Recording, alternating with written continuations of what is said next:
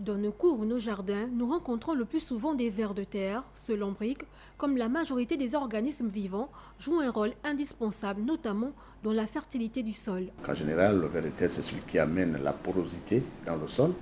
Donc, en amenant la porosité, on a le système racinaire, les plantes qui se développent mieux. Le ver de terre aussi a cette mission de faire remonter les matières des couches profondes du sol vers les couches arables.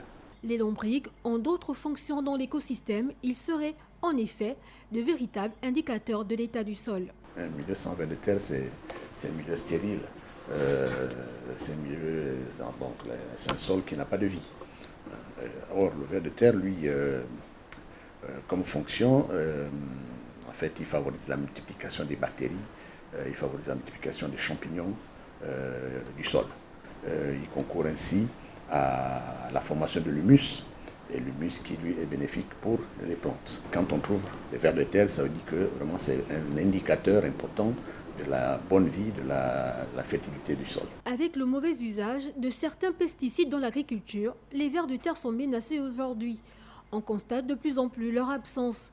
Les conclusions de la première cartographie des vers de terre menée à l'échelle mondiale montrent qu'ils sont aussi menacés par le changement climatique.